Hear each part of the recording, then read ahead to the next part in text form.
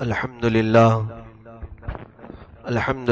الحنان المنان الذي خلق الإنسان وعلمه البيان والصلاة والسلام على رسوله سيد الإنس والجان وعلى آله وأصحابه ذوي الخير والإحسان أما بعد فأعوذ بالله من الشيطان الرجيم بسم الله الرحمن الرحيم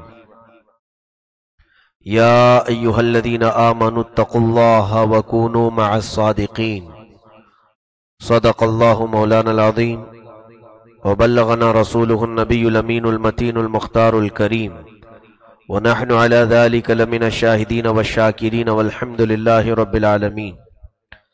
بارگاہ رسالت مآب صلی اللہ علیہ وسلم میں درود پاک کا ہدیہ پیش کریں۔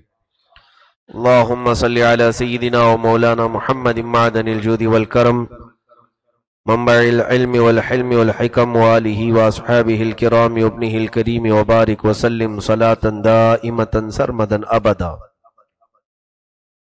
اختر قادری خلد میں چل دیا، خلد واہ ہے ہر ایک قادری کے لیے، زندگی یہ نہیں ہے کسی کی کسی کے لیے، زندگی ہے نبی کی نبی کے لیے۔ عزیزان گرامی وقار، دن گزرتے چلے گئے، شب اور روز ہفتوں میں بدلے، ہفتے مہینوں میں اور مہینے سال میں، اور آج پھر سے وہ تاریخ آئی۔ بیانی ہی اسی تاریخ کو عالم اسلام پر چمکتا ہوا ایک ایسا آفتاب جو سنیت کی دھڑکن مانی جاتی ہے، اور ہزاروں عاشقان مصطفیٰ صلی اللہ علیہ وسلم کی آنکھوں کا وہ نور، تاج الشریعہ بدر الطریقہ العلامہ الفہامہ اختر رضا خان ازہری نور اللہ مرقدہ قدس اللہ سرہ الشریف، اپنے رب ذوالجلال سے جا ملے۔ بلکہ یوں سمجھ لیں ان لوگوں کا دنیا میں رہنا بھی ہمارے لیے باعث رحمت ہے، اور ان کا زمین کے نیچے جانا بھی ہمارے لیے باعث رحمت ہی ہے۔ جہاں میں اہل ایمان مثل خورشید جیتے ہیں، جہاں میں اہل ایمان مثل خورشید جیتے ہیں، ادھر ڈوبے ادھر نکلے، ادھر ڈوبے ادھر نکلے۔ یہ اہل اللہ ہیں، اولیاء کاملین ہیں۔ یہ وہ سورج ہے جو اگر اپنی آب و تاب کو چھپا لیتا ہے تو کسی چاند کے ذریعے سے تاریک راتوں میں روشنی ضرور دیتا ہے۔ میرے عزیزو، آج اس کی زندہ ایک مثال میں بتاؤں۔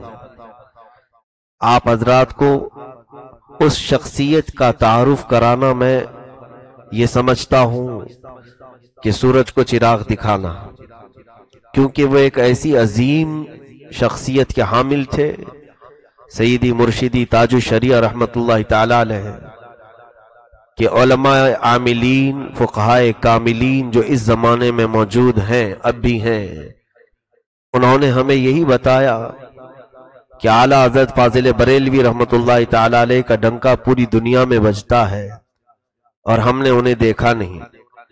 مفتی اعظم ہند مصطفیٰ رضا خان رحمت اللہ تعالی علیہ، جن کے تقوی کی مثالیں عرب دنیا میں بھی دی جاتی ہیں، ان کو ہم نے دیکھا نہیں، لیکن فقہا و محدثین و علماء عاملین نے اس زمانے میں کہا، ہمیں یہ کہا تھا کہ جس نے اعلیٰ حضرت کو نہیں دیکھا، مفتی اعظم ہند کو نہیں دیکھا، وہ تاج الشریعہ کو دیکھ لے، اس لیے کہ وہ وارث علوم اعلیٰ حضرت بھی تھے، اور تقوی اور طہارت کے جانشین مفتی اعظم ہند کے بھی تھے، اور اپنے دادا سیدنا حامد رضا خان کا جمال بھی ان کے اندر تھا۔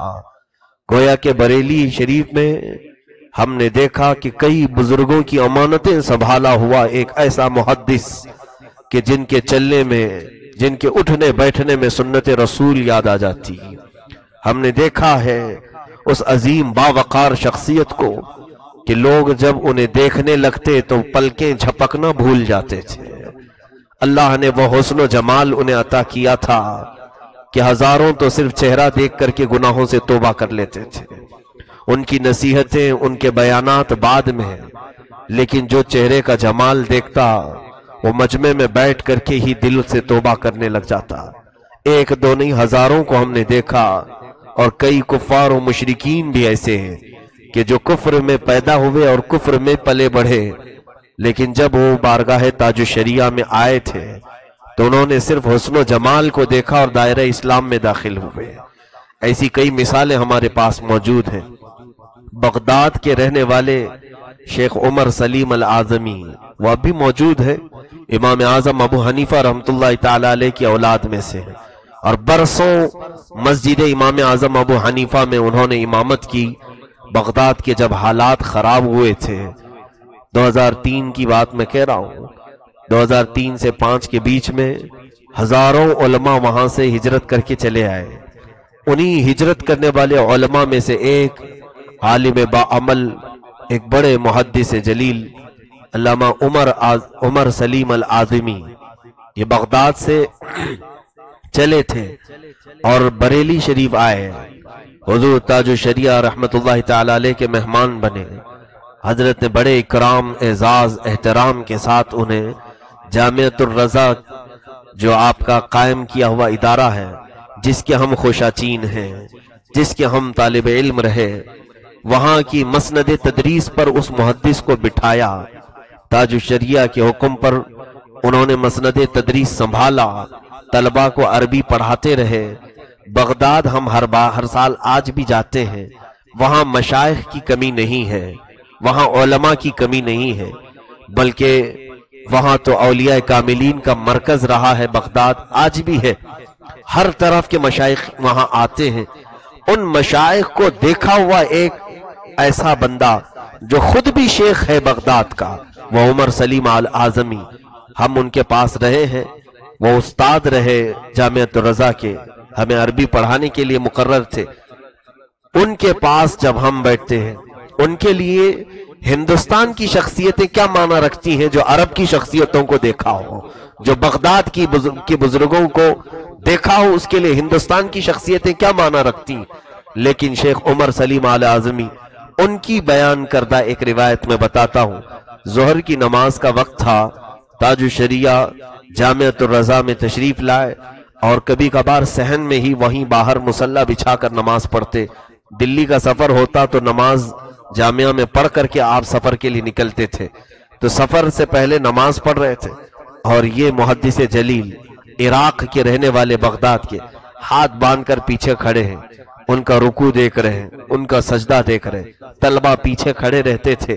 حضرت کی نماز ہونے تک ہم نے دیکھا کہ اس محدث جلیل کی آنکھوں میں اشک رواں ہیں، موٹے موٹے بوندیں جاری ہیں، چہرہ بھیگ گیا تھا۔ نماز ختم ہوئی، مصافحہ کیا اور حضرت سفر پر چلے گئے۔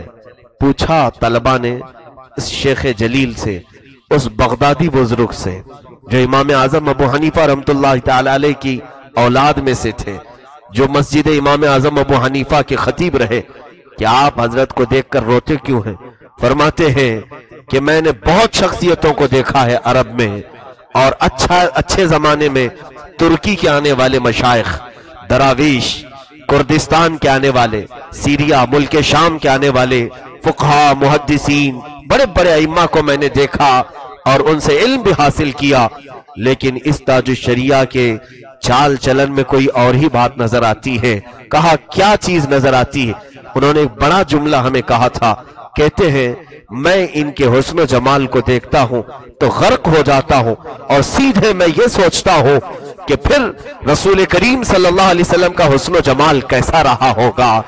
آج 14 صدیوں کے بعد ہم آنے والے ایک شیخ کو دیکھ کر پلکیں جھپکانا بھول جاتے ہیں، تو پھر صحابہ کا وہ عشق رسول حق تھا جو یہ کہتے تھے، کیا مہکتے ہیں مہکنے والے، بو پہ چلتے ہیں بھٹکنے والے۔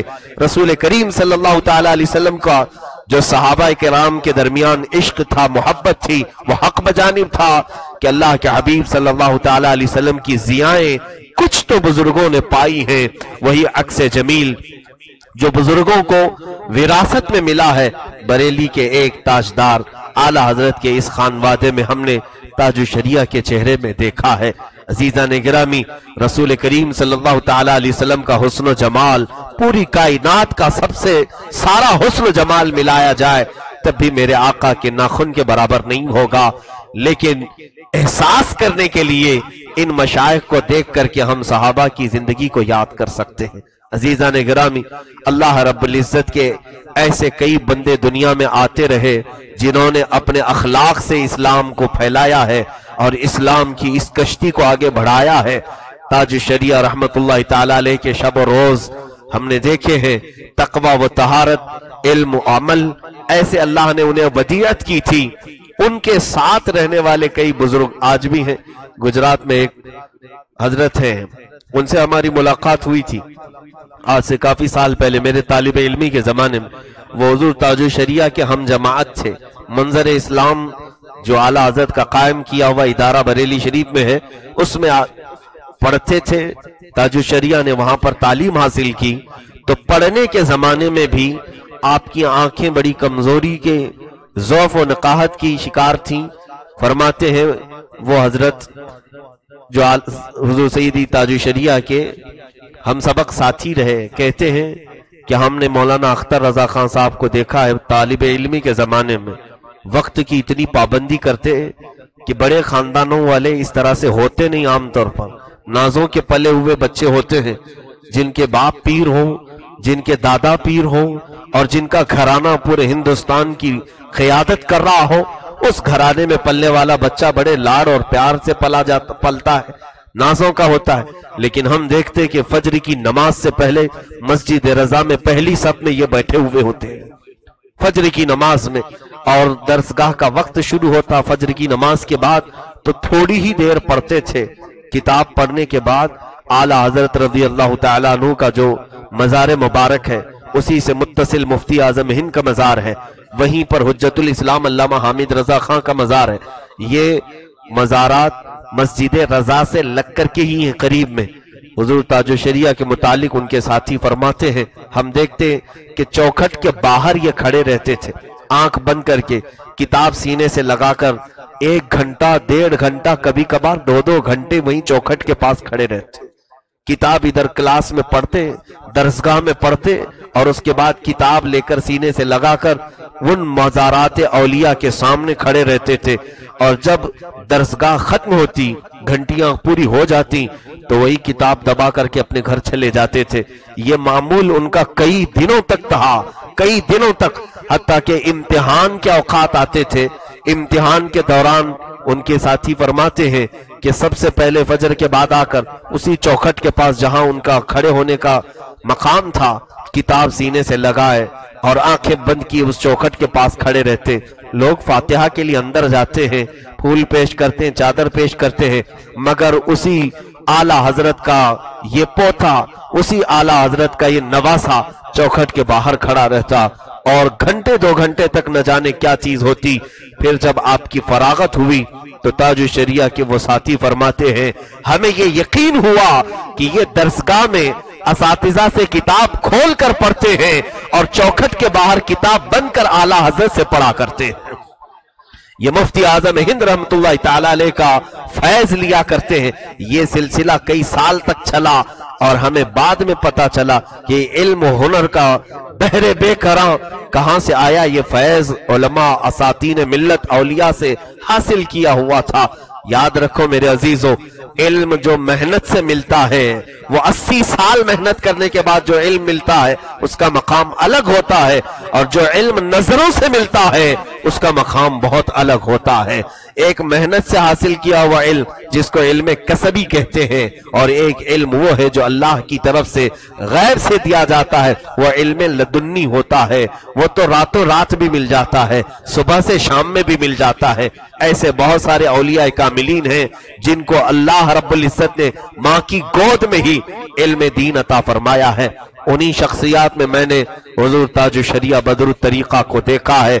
अल्लाह अकबर, حدیث کا علم اس میں وہ اب تنہا نظر آتے تھے، فقہ کا علم اس میں وہ تنہا نظر آتے تھے، تفسیر کا علم اس میں وہ تنہا نظر آتے تھے، منطق کا علم اس عمر میں، جب آپ کی عمر آخری زمانے کی بات میں کر رہا ہوں، آپ کی ظاہری زندگی کی، کہ ہم جب آپ کے ہاں پڑھنے کے لیے موجود تھے کئی کمزوریاں لاحق تھیں، باوجود اس کے منطق کا علم ایسا ہے جس کو جوان اساتذہ پڑھاتے ہیں عام طور پر تو بھی پیشانی پر پسینے آ جاتے ہیں، یہ ایک خشک فن مانا جاتا ہے، مدارس اسلامیہ میں پڑھنے والے طلبہ اچھی طرح سے جانتے ہیں، اساتذہ پڑھاتے پڑھاتے تھک جاتے ہیں، اور ایک ایسی کتاب جو اصول کی ہے، جو منطق کی ہے، وہ جب اساتذہ پڑھا کر تھک جاتے ہیں تو حضور تاج الشریعہ کے پاس وہ ایسی پیچیدہ عبارتوں کے لیے طلبہ کو بھیج دیتے ہیں۔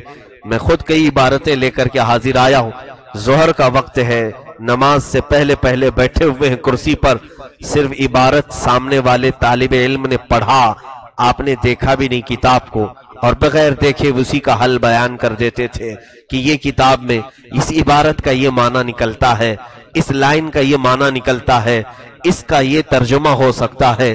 اس طرح بیٹھ کر کے روزانہ آپ کا حال یہی تھا، علم کی موتیاں بکھیرتے رہے، علم کی موتیاں بکھیرتے رہے۔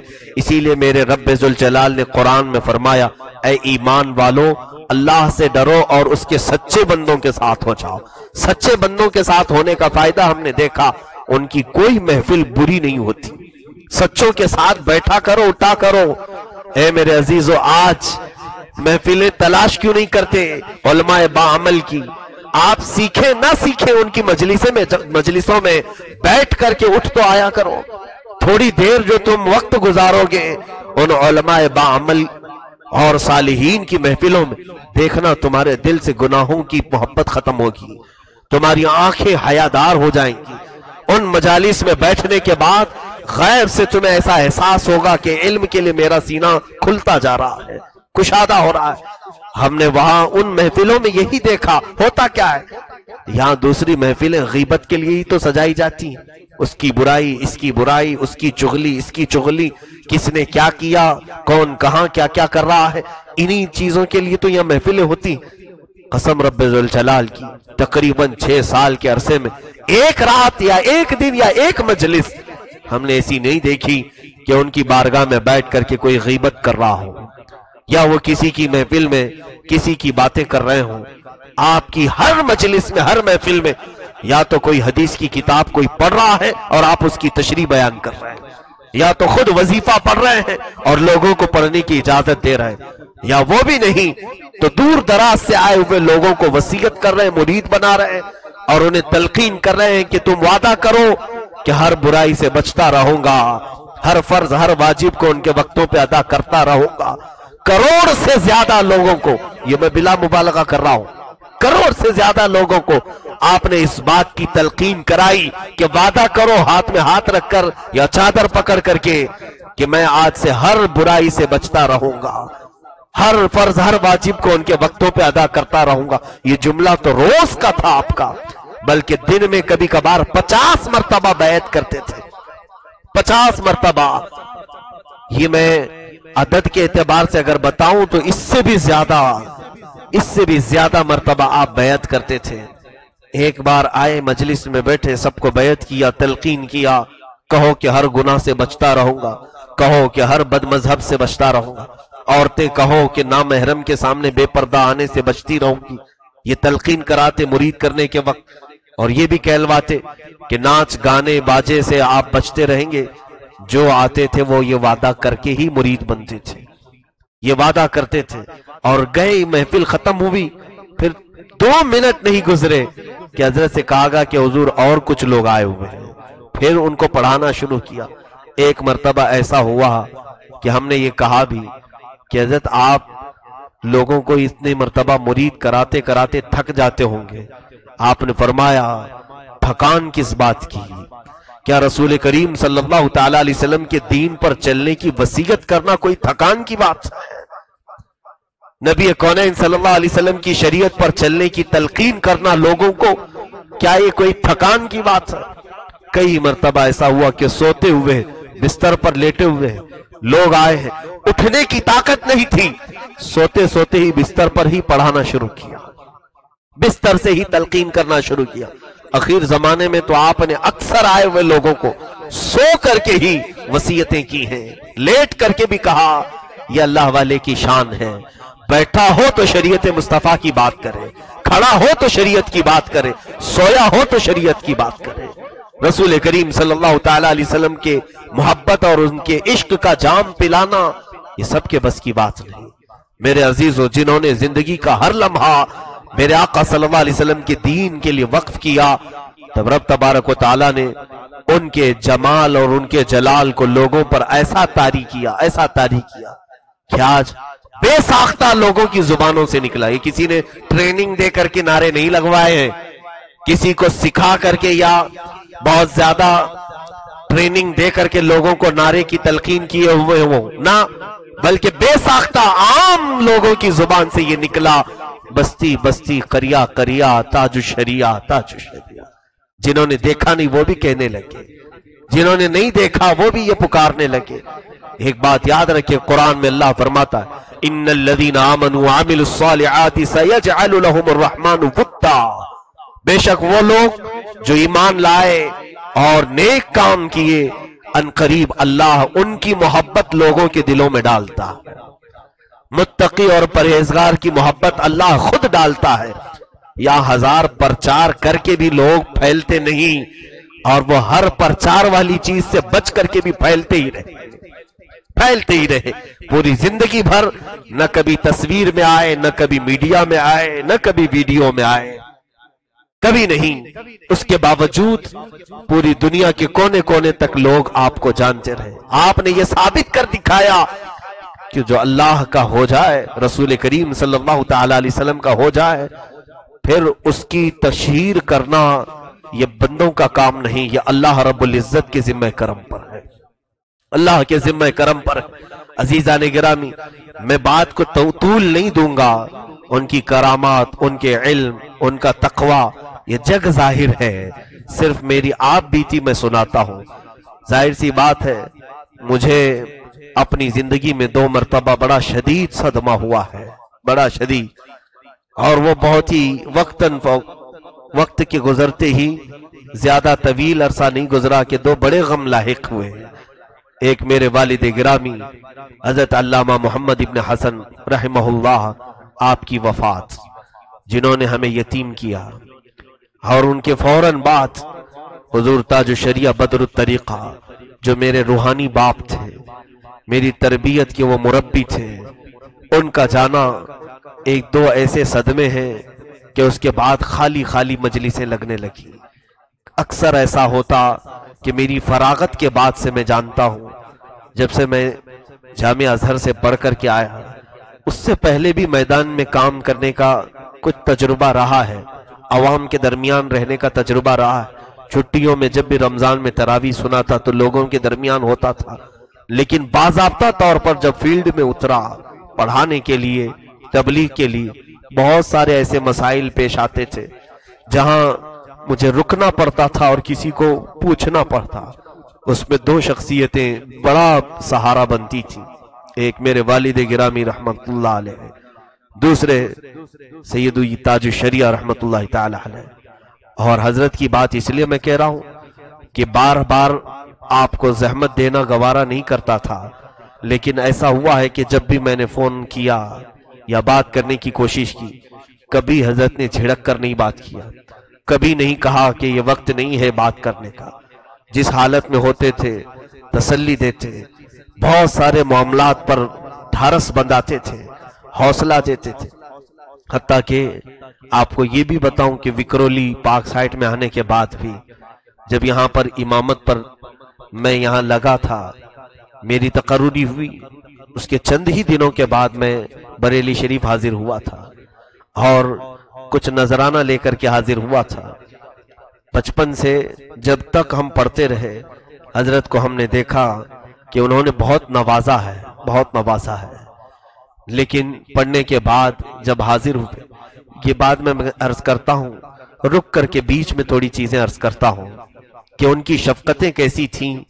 ایک شفیق استاد ایک مہربان پیر، ایک مشفق مرشد کیسا ہوتا ہے کہ پڑھنے کے زمانے میں ایسا ہوا تھا کہ جامعۃ الرضا سے میں دستار بندی سے پہلے ہی مصر چلا گیا تھا.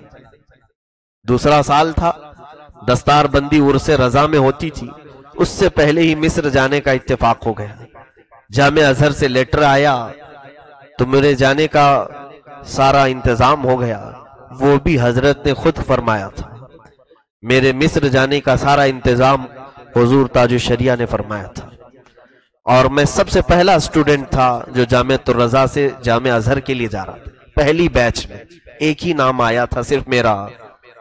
حضرت نے بڑی دعائیں کی تھی، اور جب جانے لگا تو میں سبق جو سناتا تھا کچھ کتاب باقی رہ گئی تھی. جس دن لیٹر آیا مصر میں تمہارا سلیکشن ہو گیا، خوشی کی انتہا الگ تھی، اور اس کے بعد ہلکا ہلکا سا ایک غم آنے لگا کہ میں اس عظیم مرشد کی محفل سے دور جا رہا ہوں. مجھے ایک بڑا غم تھا. پہلے لیٹر لے کر کے تو خوشی سے جامعۃ الرضا میں جھومتے رہے، لیکن جیسے ہی یہ لگا کہ حضرت کی محفل میں صرف میں کتاب پڑھتا تھا، میرے ساتھ اور 8 ساتھی اور بھی تھے، وہ سارے لوگوں نے اپنی ذمہ داریاں مجھے ہی دی تھی. کہا تھا کہ آپ زور سے پڑھتے ہیں، آپ حضرت کے قریب بیٹھ کر کے آپ ہی پڑھا کرو.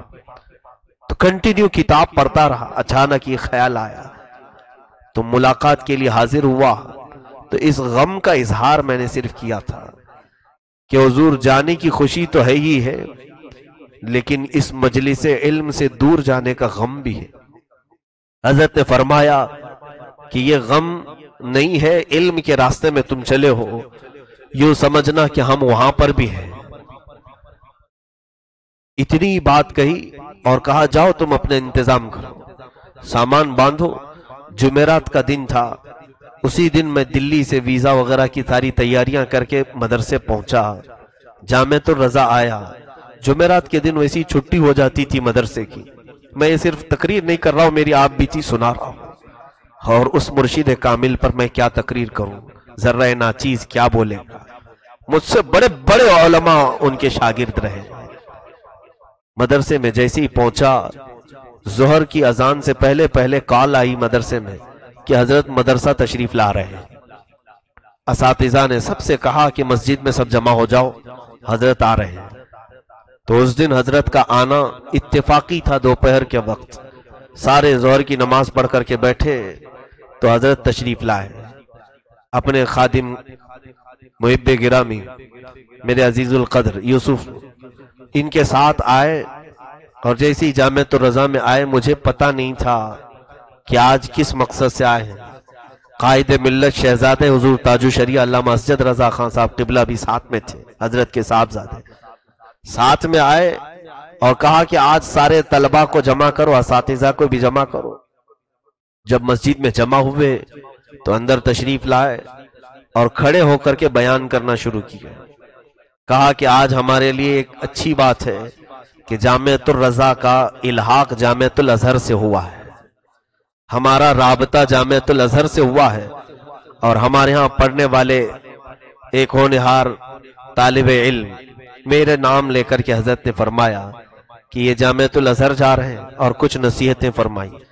اپنے دور کا واقعہ بیان کیا کہ جب میں جامعۃ الازہر گیا تھا تو میرے ساتھ کیا معاملات ہوئے تھے. ایک آدھا گھنٹہ بیان فرمایا اور اس کے بعد کہا دیکھیں یہی مرشد کی خصوصیت ہوتی ہے، دل میں جو ہوتا ہے وہ جان لیا کرتا ہے.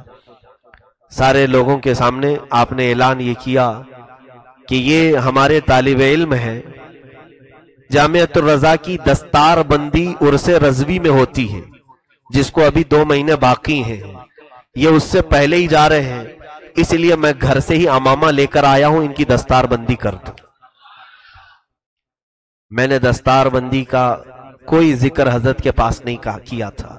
میرے دل میں یہ بات تھی کہ یہ دستار سے پہلے میں جا رہا ہوں. دستار کا مطلب ہوتا ہے امامہ شریف باندھتے ہیں اور فارغ ہونے کی سرٹیفکیٹ دیتے ہیں. اس دن حضرت نے اس دن اعلان کیا، اساتذہ طلبہ سب کے سامنے مجھے امامہ شریف باندھا، ایک عطر کی شیشی دی اور ایک دستی مجھے دیا. وہ سب رکھی الحمدللہ محفوظ. اتنا دینے کے بعد آپ رخصت کیے اور میں چلا گیا. میرے عزیزوں یہ بات میں اس لیے عرض کر رہا ہوں آج کھل کر کے سن لیں پوری اس تاریخ کو. جانے کے بعد میرا داخلہ حضرت کی ایما پر حضرت کے مشورے پر ہی ہوا جامعۃ الازہر میں. داخلہ ہونے کے بعد پڑھنے لگا. چند دن گزرے تھے کہ حضرت سے رابطہ ہوا. ہمارے کرم فرما حضرت کے خلیفہ بھی ہیں مرید بھی ہیں طارق حسن صاحب جدہ میں رہتے ہیں. ان کی بڑی احسان فرمائیے ہمارے ساتھ رہی کہ ہمیشہ وہ فون لگاتے اور حضرت سے مجھے بات کرواتے. میرے طالب علمی کا زمانہ بڑے خرچے نہیں کر سکتے تھے. اس زمانے میں اکثر ایسا ہوتا کہ ہر ایک دن بعد یا 2 دن بعد حضرت کی کال آتی صرف کتابوں کے بارے میں پوچھنے کے لیے کہ وہاں جاؤ اس لائبریری میں فلاں کتاب ڈھونڈو. میرا یہی کام تھا صبح سے شام تک حضرت کو جن کتابوں کی ضرورت ہوتی وہ ڈھونڈ کر نکالتا. آپ کی پسند کیا تھی وہ مجھے اچھی طرح سے معلوم ہو گیا تھا. تقریباً 700 اور 800 سال پہلے کے فقہا کی کتابیں ڈھونڈتے تھے ہمیشہ. اور صرف میں تاریخ وفات بتا دوں کہ یہ اس زمانے کے محدث کی لکھی ہوئی کتاب نکلواؤ اس دکان سے خرید. تو 2 مہینے کے اندر تقریباً 1 لاکھ کے قریب کی کتابیں خرید چکا تھا. میرے اپنے پیسے نہیں حضرت کے ہی پیسے. کتابیں خرید کر کے 4 کارٹون بن گئے بڑے بڑے. اس وقت اب ان کتابوں کو بھیجنے کی بات آئی کہ حضرت کو کتابیں اتنی خریدوائے ہیں اب بھیجنا ہے بریلی شریف مصر میں. تو میں نے فون کیا کہ یہ بھیجنے کے لیے کیسے کریں. جا کر کے شپ کا معلوم کر کے آیا. پتا چلا کہ جہاز میں ڈالیں گے تو 1 مہینے کے بعد آ کر ملتی ہیں. اور کبھی یہ لوگ کسٹم والے پریشان بھی کرتے ہیں. اور پھر کارگو کا ہم نے معلوم کیا اس کے بھی بڑے خرچے تھے. کتابیں جتنی کی نہیں تھی اتنا بھیجنے میں خرچہ تھا. تو یہ ساری چیزیں ہوئی. تو طارق حسن صاحب سے میں نے پوچھا کہ کتابیں کیسے بھیجواؤں. کہا حضرت سے پوچھ لیتے ہیں. حضرت کو فون لگایا گیا. اس وقت حضرت نے فرمایا کہ اس سے کہو سلمان کو کہ وہ خود ساتھ میں لے کر عرس رضوی میں آ جائے. عرس رضوی 4 دن باقی تھے. اعلیٰ حضرت کا عرس آنے والا ہے 4 دن باقی تھے. کہا کہ وہ ٹکٹ نکالے اور ساتھ میں ہی وہ کتابیں لے کر بریلی آ جائے. میری خوشی کی انتہا نہیں تھی. ٹکٹ یہیں سے آیا اور میں اپنے ساتھ وہ کتابوں کو کارگو کروایا. ساتھ میں لے آنے میں خرچے کم تھے. دلی پہنچے. دلی پہنچ کر وہ کتابوں کو کسٹم سے کلیئر کروایا. دلی سے بریلی کا سفر بڑا دقت کا تھا. کھڑے کھڑے 6 گھنٹے سفر کرنے پڑے. بہرحال وہ ساری چیزیں اپنی جگہ پر. رات کے 12 بج رہے تھے جب گھر پہنچا. حضرت جاگ رہے تھے انتظار میں کہ کتابیں مصر سے آ رہی ہیں. جب پہنچی وہ اتفاق ایسا تھا کہ وہ کارٹون پانی لگ کر پھٹ بھی گئے تھے. پیش کیا کتابیں. ایک ایک کتاب تقریباً 1:30 بجے تک ہر کتاب کو کھول کر دیکھتے رہے اور جمع کرتے رہے. اس کے بعد کہا کہ جاؤ مدرسے میں جاؤ کل جلسہ ہے عرس رضوی کے اسٹیج پر. وہاں پر سارے عرس میں شریک رہو اور اس کے بعد پھر واپس جانے کا دیکھا جائے. کھانا کھلائے بھیجے. جب میں جامعۃ الرضا میں پہنچا عموماً کیا ہوتا ہے میں آپ کو بتاؤں. اس زمانے میں جو ایک بار ہندوستان سے جامعہ ازہر کے لیے جاتے ہیں طلبہ وہ 4 سال کے بعد واپس آتے ہیں. 4 سال کے بعد واپس آتے ہیں. اور میں گیا تھا ابھی 4 مہینے نہیں ہوئے تھے واپس آیا. تو صبح صبح کے وقت میں اپنے پرانے کمرے میں داخل ہو رہا ہوں. میرے ساتھی سب سوئے ہوئے تھے اور انہوں نے جیسی میری آواز سنی اٹھے. اس میں تو کچھ ہمارے ساتھی تھے انہوں نے پکڑ کر کے بھی دیکھا کہ حقیقت میں آیا ہے کہ خواب دیکھ رہا ہے کیونکہ مصر سے کوئی اتنی جلدی آتا نہیں. بہرحال حضرت کی کرم فرمائی تھی کہ دوبارہ بلایا اور اس کے بعد وہ دن ایسا تھا کہ وہ دستار بندی کا دن تھا. ہمارے جتنے ساتھی تھے ان کی دستار ہو رہی تھی اس دن. ظاہر سی بات ہے دستار کی تیاریاں بہت پہلے سے ہوتی ہیں جامعۃ الرضا میں. جیسے جبہ سلانا ان کے امامے لانا یہ سب مسئلے رہتے ہیں. میں تو اچانک ٹپکا ہوا تھا. میرا تو نام بھی نہیں تھا کیونکہ لے کر کے جا چکا تھا. اس دن جلسے میں آئے اور جلسے میں رات کو جب سٹیج پر ہم بیٹھے تھے اب میرے ساتھیوں کے نام کا اعلان ہو رہا تھا، جو مفتی کورس میں پہلے 7 طلبہ تھے، 7 یا 8 تھے، ان کے نام کا اعلان ہو رہا تھا۔ تو اعلان کرنے والے ہمارے استاد نے میرے نام کا بھی اعلان کیا کہ یہ بھی واپس آئے ہوئے ہیں دستار بندی کے پروگرام میں، لیکن نہ وہاں میرا جبہ تھا نہ میرا امامہ تھا۔ ظاہر سی بات ہے اس میں ان کی غلطی نہیں تھی، یہ تو میں اچانک آیا تھا، تو اس وقت میرا نام کا اعلان تو ہوا کہ ان کی بھی دستار بندی ہے۔ تو اس وقت حضرت کو ان کے داماد حضرت علامہ مفتی شعیب رضا نعیمی رحمت اللہ علیہ، ان کا بھی وصال ہو گیا۔ وہ بھی ہمارے بڑے مشفق تھے۔ کان میں حضرت سے انہوں نے کہا کہ ان کو بھی دستار دی جائے، امامہ نہیں آیا ہے۔ تو حضرت نے کہا کہ آپ کا اپنا نکال کر کے دے دو۔ مفتی شعیب رضا صاحب نے اپنا امامہ دیا اور پھر اسٹیج پر حضرت نے پکڑا اور پھر مجھے دے دیا امامہ شریف۔ سر پر وہ ایک لپیٹا باندھتے تھے اور دے دیتے تھے۔ اس دن میرے فخر کی اور کوئی بات نہیں رہ گئی۔ ایک بار کیا دل میں سوچا تھا کہ میری دستار سے پہلے جا رہا ہوں، جانے سے پہلے بھی دیا اور واپس بلا کر رسم کے اعتبار سے جو ہوتی وہ بھی تھی، وہ بھی مجھے ملی۔ میرے ساتھی جتنے بھی تھے وہ بہت رشک کرتے تھے۔ بہرحال بات آئی گئی ہو گئی، دستار بندی مل بھی گئی، رسمن جو ہوتی تھی وہ بھی مل گئی، اور پہلے حضرت کی عنایتوں سے تھی وہ بھی ہو گئی۔ عرس ختم ہوا۔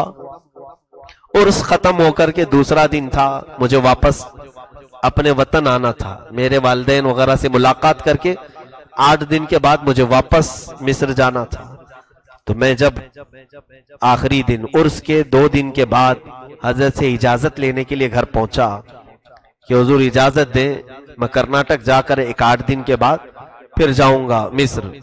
تو حضرت نے فرمایا ٹھیک ہے، جانے کا ٹکٹ وغیرہ سب چیزیں وہ بھی حضرت کی ہی تھی، کیونکہ کوئی طالب علم اتنا افورڈ نہیں کر سکتا، اس زمانے کی یہ مہنگی ٹکٹ ہے۔ دوپہر کا کھانا میرے سارے ساتھی موجود تھے، حضرت کے گھر میں کھائے، اور اس کے بعد جب میں جانے لگا تو حضرت نے اپنے گھر میں ایک شہزادے کو جو خاندان کے ہیں ان کو کہا کہ میاں جاؤ اندر سے کوئی چیز منگوائی، اور منگوا کر کے پھر میں نے دیکھا وہ حضرت کی اپنی شیروانی تھی، پورا بڑا جبہ تھا۔ کہا کہ یہ پہن کے دیکھو تمہیں آتی ہے نہیں۔ میرے پاس اس وقت بولنے کے لیے الفاظ تک نہیں تھے۔ قاضی القضات فی الہند، تاج الشریعہ اور بدر الطریقہ، انہوں نے اپنی شیروانی عطا کی۔ میں نے اٹھا لیا کہ حضور یہ دیکھنا کیا ہے، آتی ہے یا نہیں آتی، یہ دیکھنا کیا ہے، یہ تو سر پر تو ضرور آئے گی۔ ہم نے لیا، اور اس کے بعد حضرت نے کہا پرسوں رات میں تمہیں وہاں جبہ نہیں ملا تھا اس لیے میں دے دیا۔ سٹیج پر جو جبہ نہیں دیا گیا تھا میرے عزیزوں، انہی کے جد امجد نے رسول کریم صلی اللہ علیہ وسلم کی بارگاہ میں یہ کہا تھا، میرے کریم سے اگر قطرہ کسی نے مانگا دریا بہا دیے ہیں، دربے بہا دی ہیں۔ رسول پاک کی شان میں انہوں نے کہا تھا، اور اللہ رب العزت نے اس خاندان کو بھی وہ صفت عطا کی ہے کہ وہ بے حساب لوگوں کو نوازتے رہے۔ یہ میری آپ بیتی صرف میں نے اس لیے عرض کیا کہ پیر ہو تو روشن ضمیر ہو، ایسا ہو کہ جو لوگوں کے دلوں کے حالات کو بھی جانتا ہو، یہ نہیں کہ جس کے ہاتھ میں موٹی رقم دیکھے اسے اندر کر لے، اور جس کے پاس خالی ہاتھ ہے اسے باہر سے ہی مسافہ کر کے بھیج دے۔ کبھی اس پیر کامل کو ہم نے اس طرح سے نہیں دیکھا۔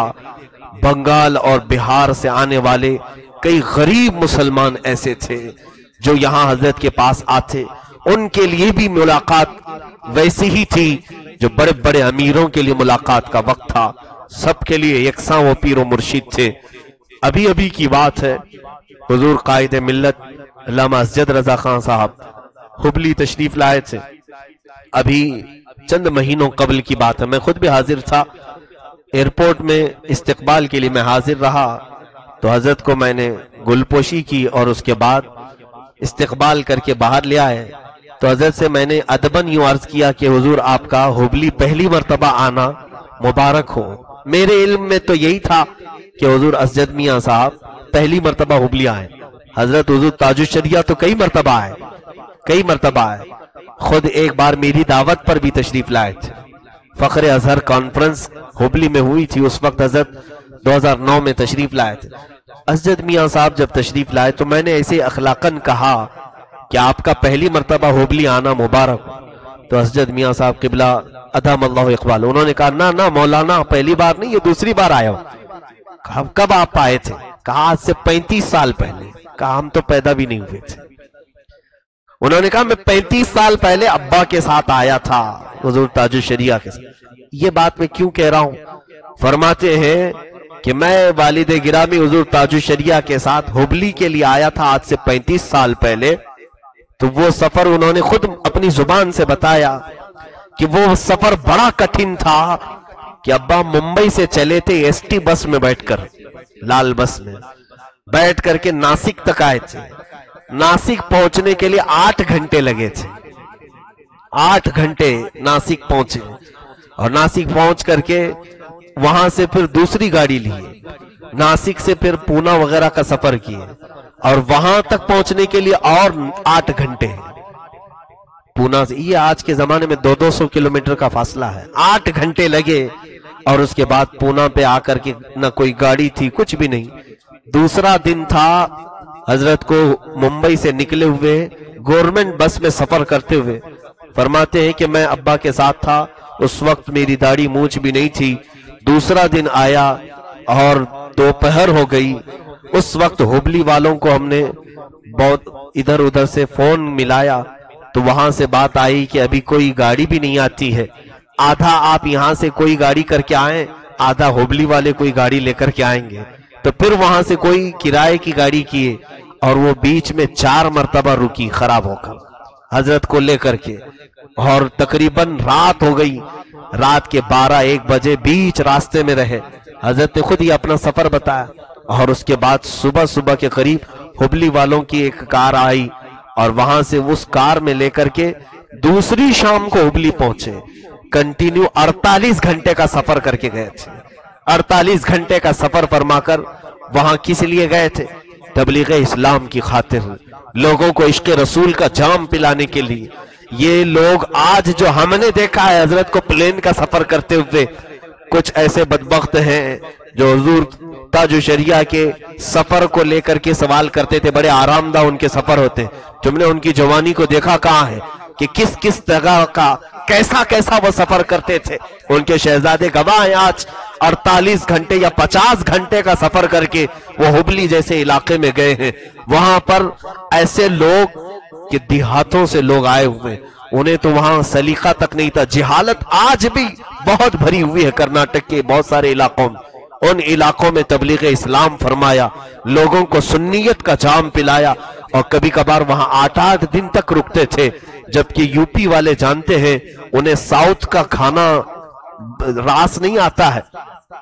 ساؤتھ اور نارتھ کا بڑا فرق ہے، شمال جنوب کا بڑا فرق ہے. وہ سارے کھانے بھی برداشت کرتے ہیں، چاہے اس وقت حضرت کو جو کھانا دیا جاتا، جس گھر میں ٹھہرایا جاتا ٹھہرتے تھے.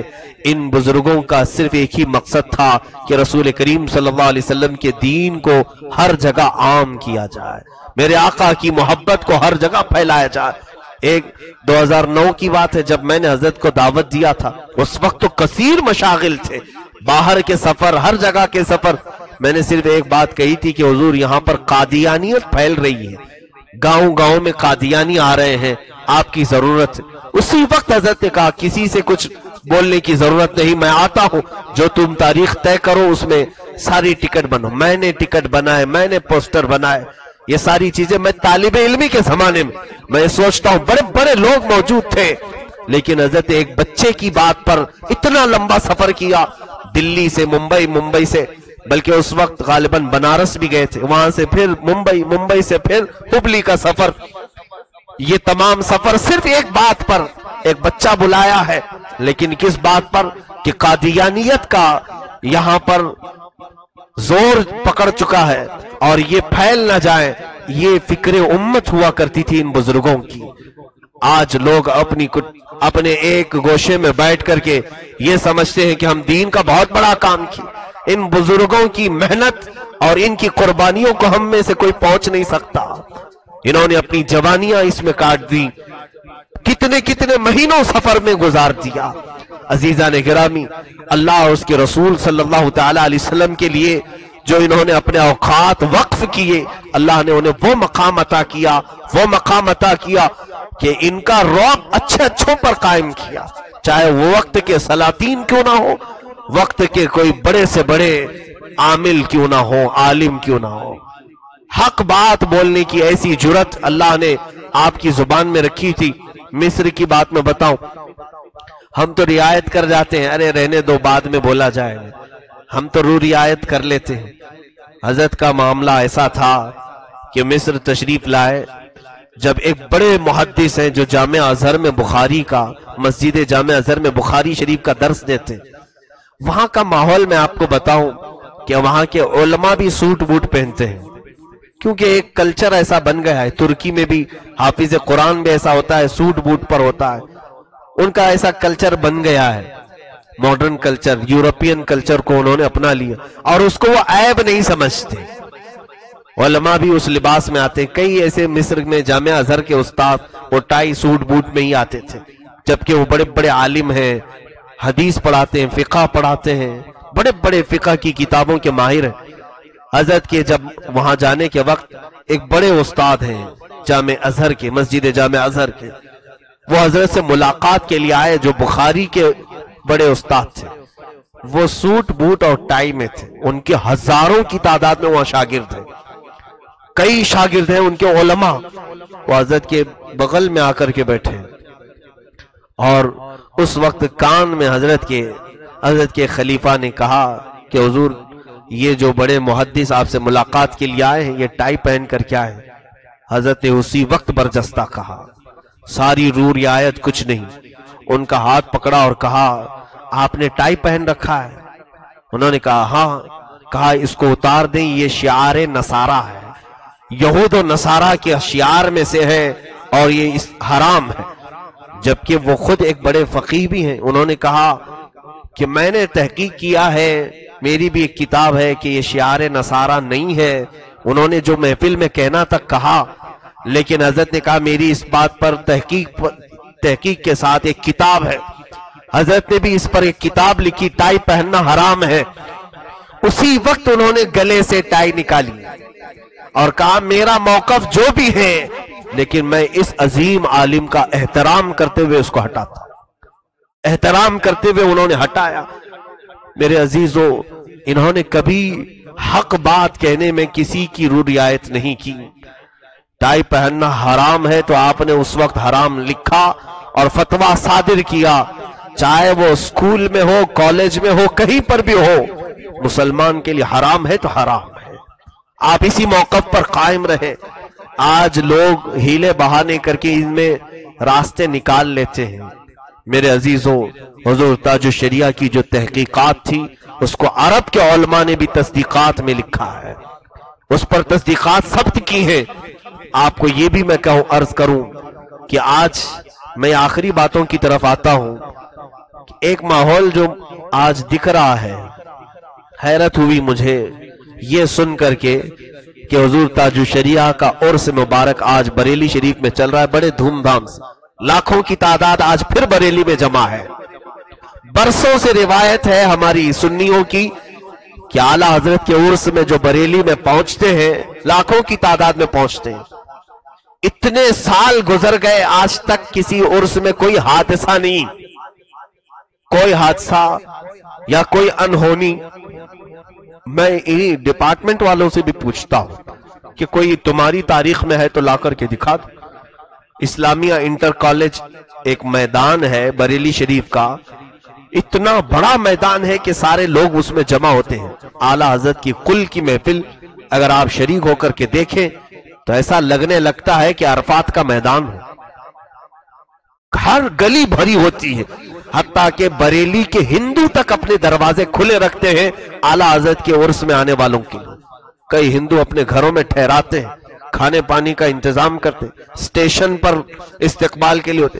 ایک بڑی ہماری روایات بریلی شریف میں باقی رہی امن و سلامتی کی، اور بہت سالوں تک وہاں پر یہ تہذیب باقی رہی، حتیٰ کہ آپ کو یہ بھی حیرت ہوگی اعلیٰ حضرت کا جہاں مزار مبارک ہے محلہ سوداگران، اعلیٰ حضرت کی خانقاہ سے چند گھروں سے، بلکہ منظر اسلام جو مدرسہ ہے اس سے لگ کر کے ہندوؤں کی بڑی مندر ہے، آج بھی مندر ہے، اور ہندوؤں کے گھر آس پاس ہیں۔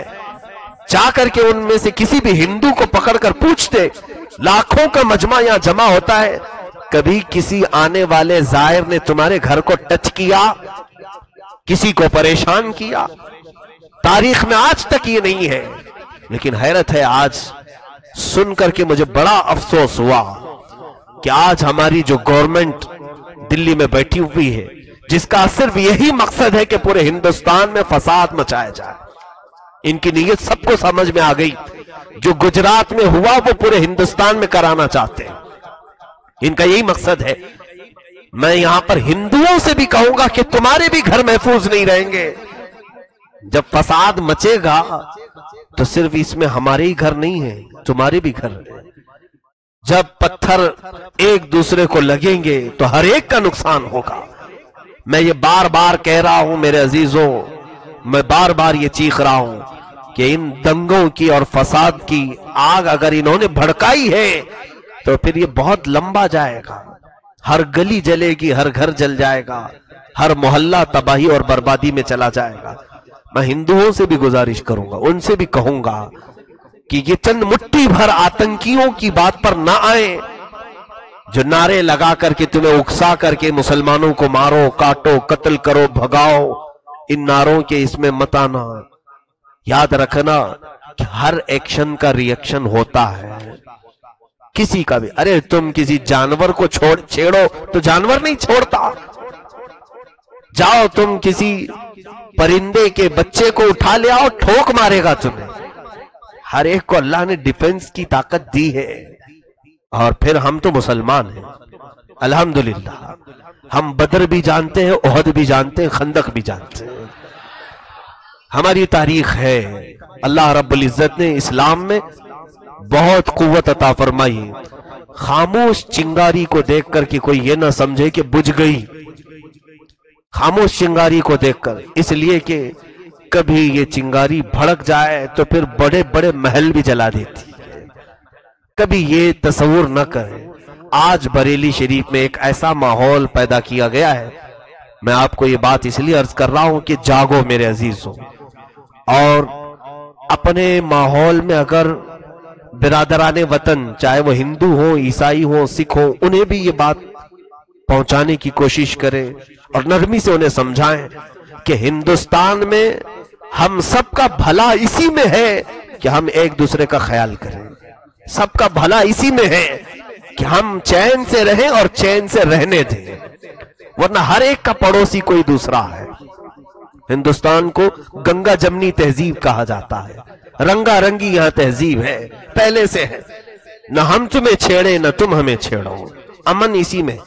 بریلی شریف میں اسلامیہ انٹر کالج میدان میں جو برسوں سے اعلیٰ حضرت کا عرس وہاں ہو رہا ہے، مفتی اعظم ہند کا عرس ہو رہا ہے، اور تاج الشریعہ کی جنازے کی نماز وہاں ہوئی، عرس چہلم وہاں ہوا۔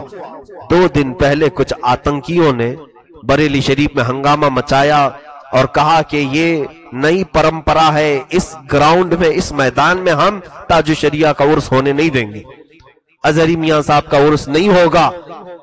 کچھ سینک اپنے آپ کو شیو سینک کہتے ہیں، انہوں نے لال پیلے جھنڈے لے کر کے ویڈیو بنائی، اور اتنی ہی بات پر وہاں کا پرشاسن، وہاں کی ڈپارٹمنٹ والے ڈر گئے اور اس کے بعد انہوں نے پرمیشن کو تک کینسل کر دیا۔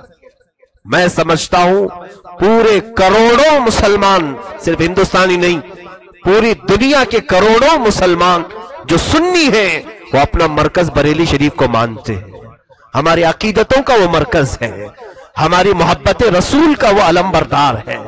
ہم بریلی کو کسی گلی کی وجہ سے نہیں جانتے بلکہ ایک عاشق رسول کی وجہ سے جانتے ہیں۔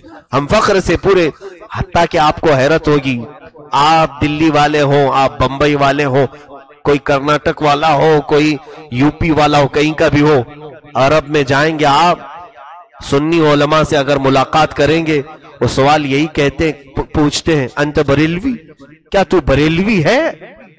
آپ اگر کہو کہ نہیں میں بریلوی ہی نہیں ہوں تو وہ چہرہ پھیر لیں گے، وہاں کے سنی علماء نہیں ملتے. آپ ہزار کہو نہیں میں دہلوی ہوں، نہیں میں ممبئیا ہوں، میں بھیا ہوں، کچھ بھی کہو، انہیں کسی چیز سے غرض نہیں. انہیں نہیں معلوم دہلوی کیا ہے، ممبئی کیا ہے، کرناٹکی کیا ہے. انہیں یہ معلوم ہے کہ یہاں کے سنیوں کو بریلوی کہا جاتا ہے. حتیٰ کہ وہ اجمیر معلیٰ میں رہنے والے بھی بریلوی کہتے ہیں. بریلی اب شہر سے نہیں ہمارے سنیت سے جڑا ہوا ہے. ڈپارٹمنٹ والوں نے اس پرمیشن کو منسوخ کر کے کینسل کر کے کروڑوں مسلمانوں کو انہوں نے دکھ پہنچایا ہے، دکھ پہنچایا ہے. ایک مٹھی بھر لوگ کھڑے ہو جائے تو تم اتنا بڑا پرمیشن کینسل کر دو گے، ختم کر دو گے. اسی لیے تو میں نے کہا تھا ان دنگائیوں پر اگر تمہارا بس نہیں چلتا تو شاعر نے کہا ہے بہت اچھا کہ سن لے اے حکومت ہم تجھے نامرد کہتے ہیں.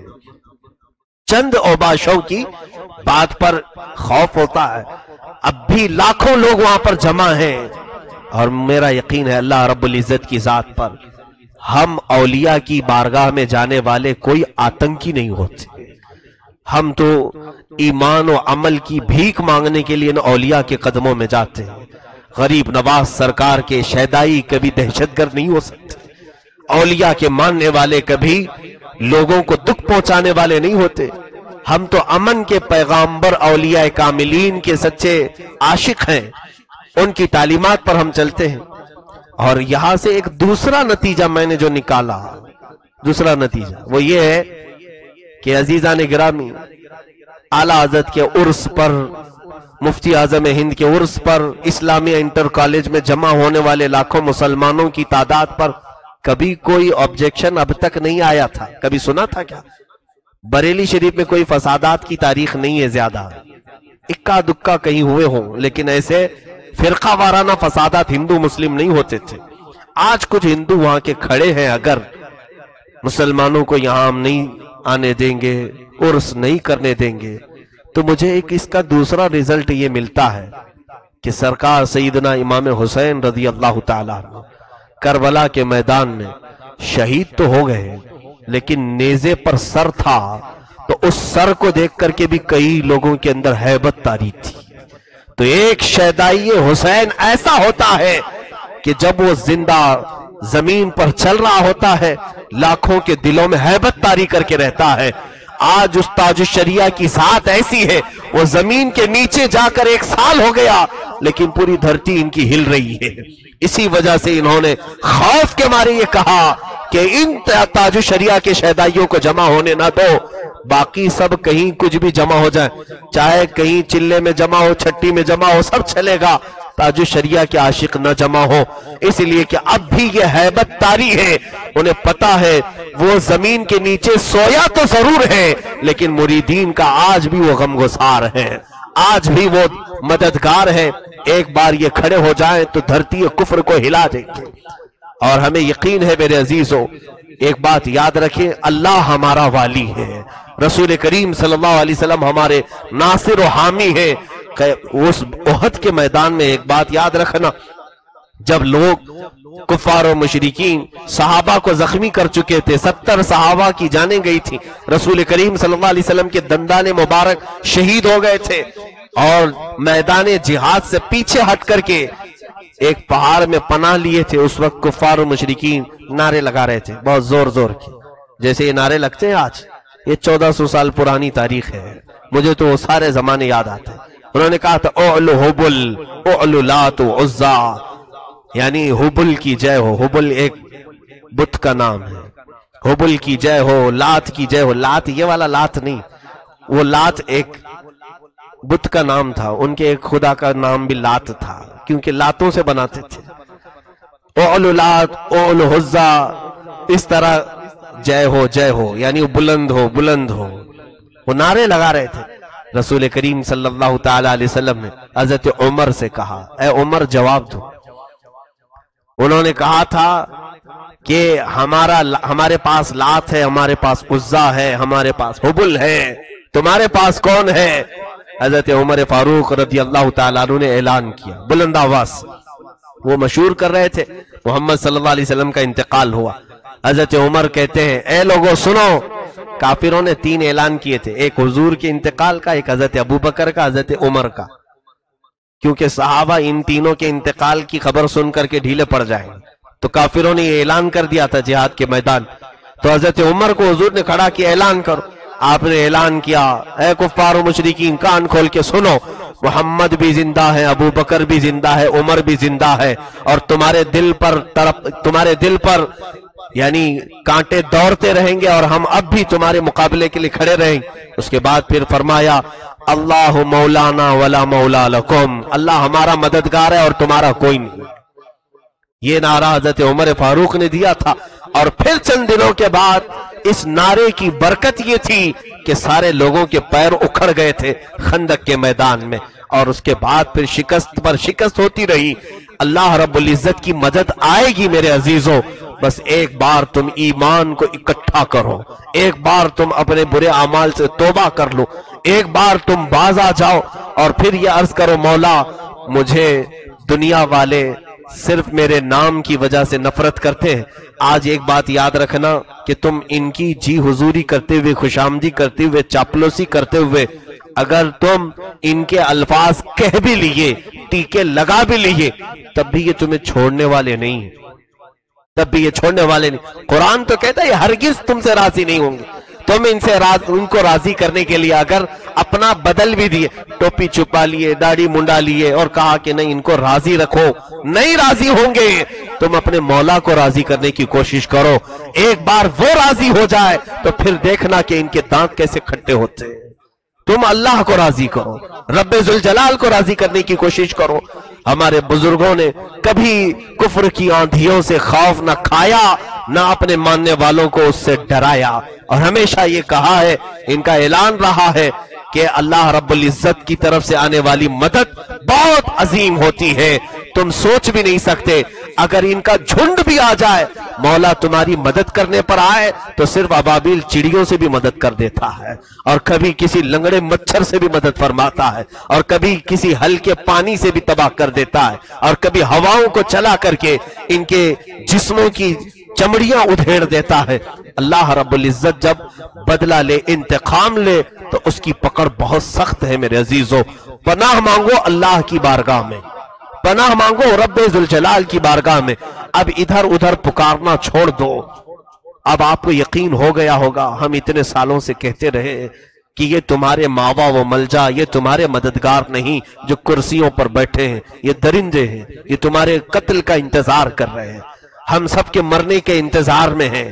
دیکھو آج جگہ جگہ دنگائی فساد مچا رہے ہیں، سارے لوگ خاموش ہیں، سارے لوگوں پر چپی سادی ہوئی ہے، نہ کوئی پی ایم بولتا ہے، نہ کوئی سی ایم بولتا ہے. ہم جائیں تو کدھر جائیں، کس سے کہیں؟ اس لیے میرے عزیزوں میں بارہا کہتا ہوں، ہندوستان کل بھی ہمارا تھا، آج بھی ہمارا، انشاءاللہ ہمارا رہے گا.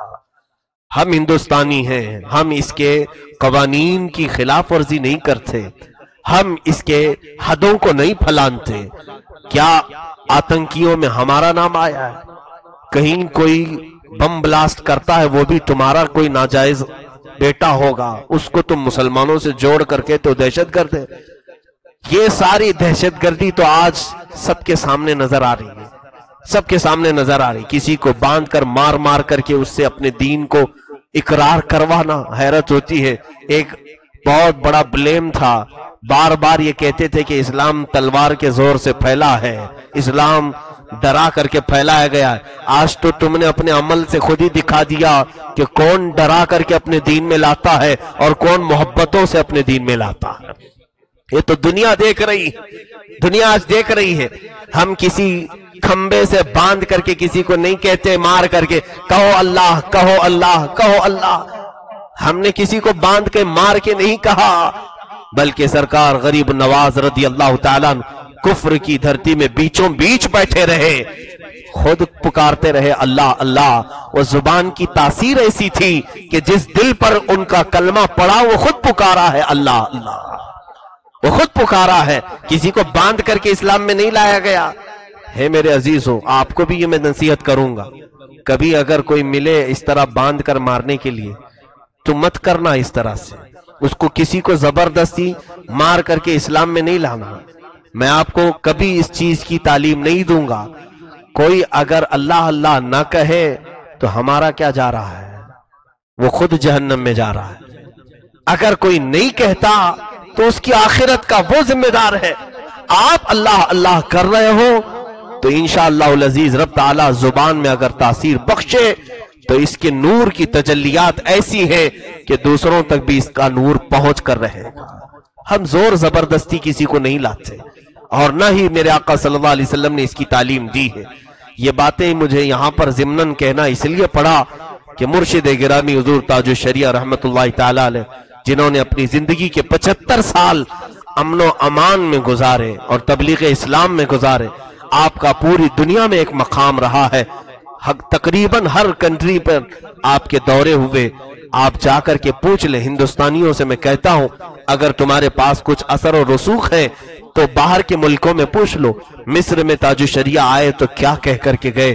عراق میں آئے ہیں تو یہاں کیا بول کر گئے؟ ترکی گئے ہیں، سیریا گئے ہیں، یمن گئے ہیں، سعودی گئے ہیں، دبئی گئے ہیں. کتنے ممالک یورپین کنٹریز میں کئی ممالک ہیں، افریقہ کے کئی ممالک ہیں. یہاں سب کی تقریریں نکالو اور اس مرد قلندر نے کیا میسج دیا. میں گورنمنٹ سے کہتا ہوں پوری چیزیں نکالو. جس نے اپنی زندگی کے 40 سال امن کی دعوت دی، آج اس کے عرس میں تم کہتے ہو کہ فساد ہو سکتا ہے، یہاں پر بریلی میں انتشار ہو سکتا ہے. حیرت کی بات ہے انتشار کرنے والوں کو پکڑا نہیں جا رہا اور 40 سال جس نے امن کی دعوت دی اس کے عرس میں لگام لگانے کی کوشش کی جا رہی ہے. یہ یہاں پر سب کو سمجھ میں آ رہا ہے میرے عزیزوں ہندوستان میں کہ کہیں نہ کہیں ناانصافی ہو رہی ہے. یہ کہیں نہ کہیں استحصال ہو رہا ہے اور یہی لاوا بن کر کے بعد میں ابھرے گا. میں اللہ کی بارگاہ میں بارہا یہ دعا کرتا ہوں مولا ہم جب تک ہیں کفر و شرک کی آندھیوں سے ہماری حفاظت فرمائے. ہمیں اولیاء کاملین سلاطین ملت اساتین ملت علماء امت کے سائے میں دین پر قائم رکھے اور دین پر ہی موت عطا فرمائے. رب ذوالجلال ہمیں ایمان پر زندہ رکھے، ایمان پر ہی خاتمہ عطا فرمائے. آخری بات یہ ہے کہ میرے عزیزوں تاج الشریعہ رحمت اللہ تعالی علیہ کے نقش قدم پر ہر ایک چلے اور چلنے کی تلقین بھی کرے. اس لیے کہ مسلک اعلی حضرت کا وہ علمبردار خانوادہ رضویہ کی وہ ایک ایسی یادگار جنہوں نے اپنے ساتھ بہت کچھ ساتھ لے لیا اور وہ چلے گئے. ان کی بہت ساری چیزیں کوئی لے نہیں سکا، بہت ساری چیزیں وہ لے کر اللہ کی بارگاہ میں چلے گئے. کرامات کا بے تاج بادشاہ تھا، بہت ساری کرامات اللہ رب العزت اس مرد قلندر کو عطا فرمائی تھی. بہت ساری چیزیں ایسی ہیں. اب یہاں وقت اتنا نہیں ہے کہ میں کرامات کا بھی باب کھولوں. میں آپ کو گزارش کروں گا کہ آپ کی سیرت پر لکھی گئی کتابیں ضرور پڑھیں اور جنہوں نے اس ابھی فی الحال تاج الشریعہ کو دیکھا ہے میں انہیں مبارکباد 1000 بار پیش کروں گا کہ تم نے ایک ولی کامل کو دیکھا ہے، ولی کامل کو دیکھا ہے. آنے والی نسلوں میں تم فخر کرو گے، اپنے بچوں پر تم فخر کرو گے اور یہ کہو گے ہم الحمدللہ تاج الشریعہ کو دیکھے ہوئے زمانے میں تھے، ان کے زمانے میں ہم رہے ہیں. اس لیے کہ اب ہر آنے والا زمانہ علم سے کم ہوتا چلا جائے گا، علماء اٹھائے جائیں گے، ہادیان اسلام دنیا سے رخصت ہوتے رہیں گے اور ان کی جگہ کوئی لینے والا نہیں ہوگا اور بعد میں پھر ایسے للو پچو پیر کھڑے ہو جائیں گے، غیرہ غیرہ نتھو کھیرا قائد بن جائے گا، کوئی نہ کوئی لیڈنگ کرنے لگا، جاہل سٹیج پر بیٹھیں گے. عزیزان گرامی وہ فتنوں کا دور ہم آگے آئے گا، لیکن آج تک آپ نے جو دیکھا اور اب بھی الحمدللہ مشائخ موجود ہیں ان کا احترام کریں اور ان کے سائے دراز ہونے کی دعائیں کریں. وہ مسلک اعلی حضرت کے علمبردار مشائخ، بریلی کے مشائخ، سادات مارہرہ، سادات کچھوچھا، علماء دہلی یا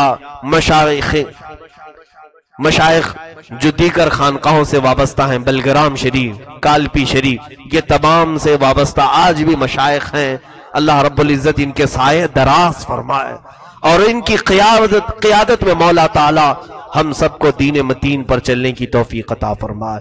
اعلیٰ حضرت کے اس خانوادے کو مولا سلامت رکھے، دن دوگنی رات چوگنی وہاں کے دینی کاموں میں مولا برکتیں اور ترقیاں عطا فرمائے۔ اب فاتحہ خوانی ہوگی، کل شریف ہوگا، آپ حضرات اس میں شرکت فرمائیں اور دعا بھی فرمائیں، اور دعا کے بعد ہمارے معمول کے مطابق آج بدھ کا دن ہے، ذکر میں حاضر باش جو لوگ ہیں الحمدللہ سب تو تقریباً حاضر ہیں۔ جو حضرات اپنی ضروریات کے لیے جانا چاہتے ہیں میں بالکل اجازت ہے وہ جائیں، اپنی ضروریات سے فارغ ہوں، کھانے کے لیے دیگر ضروریات کے لیے جا سکتے ہیں۔ کوئی بات میں یہ نہ کہے کہ عشاء سے پکڑ کر کے رات پوری بٹھا دیا تھا، کیونکہ آج ذکر کی شب بھی ہے، ہم یہ چاہتے ہیں کہ ابھی ساتھ میں ذکر بھی ہو جائے تاکہ یہ محفل نوری ذکر و اذکار کی برکتوں سے اللہ قبول فرمائے۔ قل شریف پڑھے۔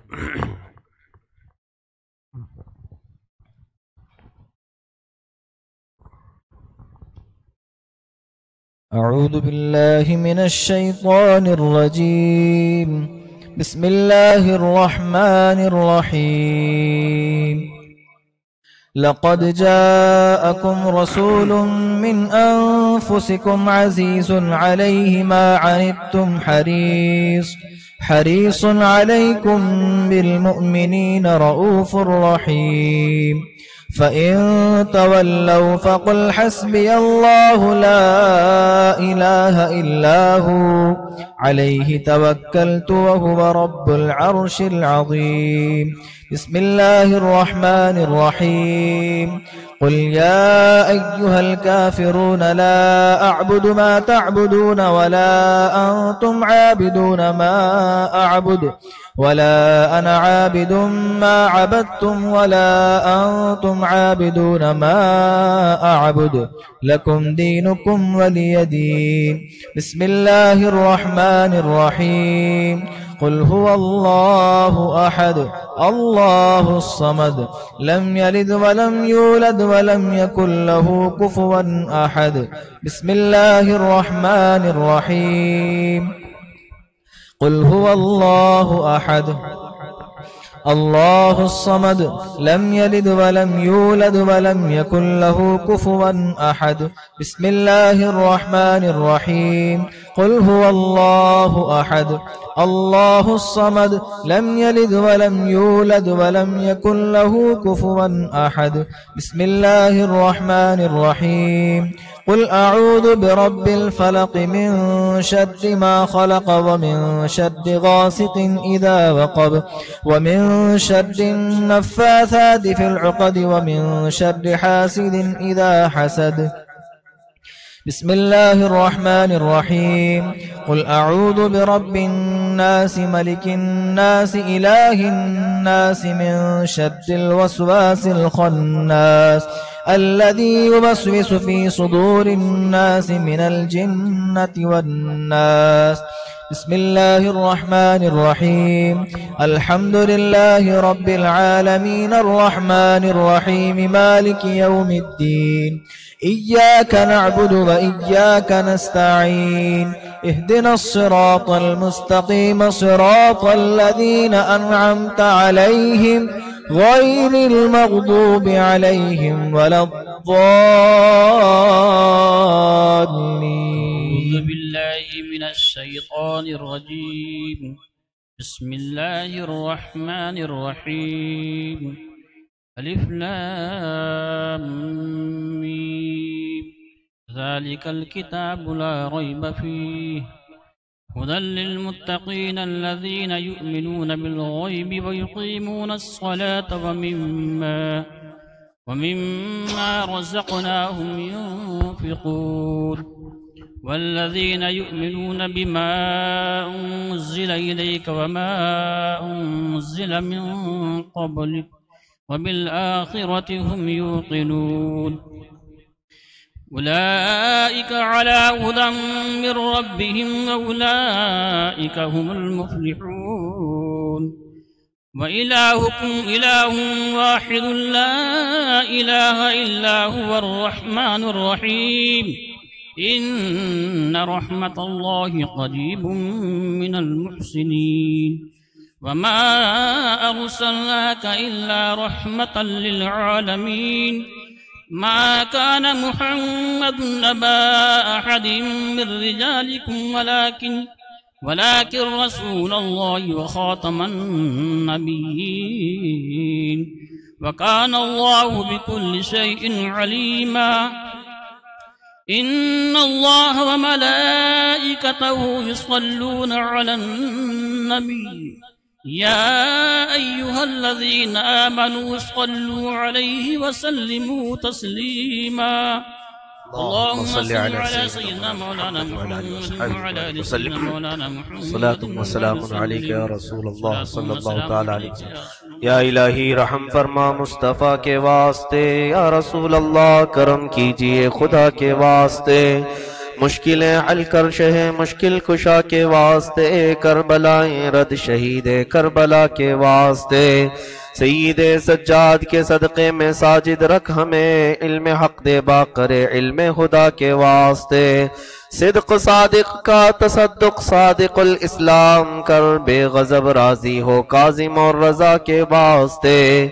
بہر معروف و سری معروف دے بے خود سری، جند حق میں گن جنے دے با صفا کے واسطے، بیر شبلی شیر حق دنیا کے کتوں سے بچا، ایک کارک عبد واحد بے ریا کے واسطے، بل فرع کا صدقہ کر غم کو فرع دے حسن و سعد، بل حسن اور بو سعید سعد ازا کے واسطے، قادری کر قادری رق قادریوں میں اٹھا، قادری کر قادری رق قادریوں میں اٹھا، قدر عبد القادر قدرت نما کے واسطے، احسن اللہ لہم رزقا سے دے رزق حسن، بندہ رزاق تاج الاصفیاء کے واسطے، نصر بھی صالح کا صدقہ صالح و منصور رکھ، دے حیات دی معی جان فضا کے واسطے، نور عرفان و علو و حمد و حسنہ و بہا، دے علی موسیٰ حسن احمد بہا کے واسطے،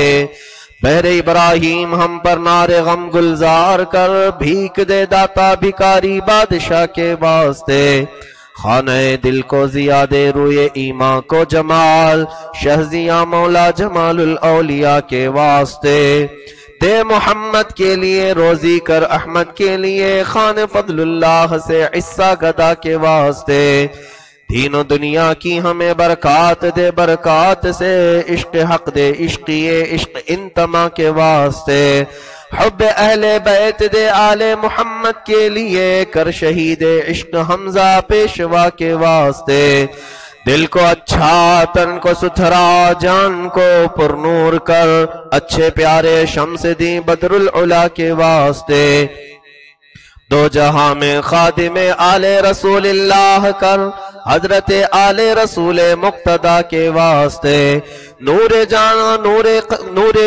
نور ایمان نور قبر و حشر دے، بلحسین احمد نوری لقا کے واسطے، کر عطا احمد رضائے احمد مرسل ہمیں، میرے مولا سیدی احمد رضا کے واسطے، حامد و محمود و حماد و احمد کر مجھے، میرے آقا سیدی حامد رضا کے واسطے، سائے جملہ مشائخ یا خدا ہم پر رہے، رحم فرما آل رحمہ مصطفیٰ کے واسطے، یا خدا اختر رضا کو چرخ پر اسلام کے، یا خدا اختر رضا کو چرخ پر اسلام کے، رکھ درخشاں ہر گھڑی اپنی رضا کے واسطے، صلح کلی بھیڑیوں سے یا خدا ہم کو بچا، شیر حق کو حضرت اسجد رضا کے واسطے، صدقہ ان آیاں کا دے چھ عین عز و علم و عمل،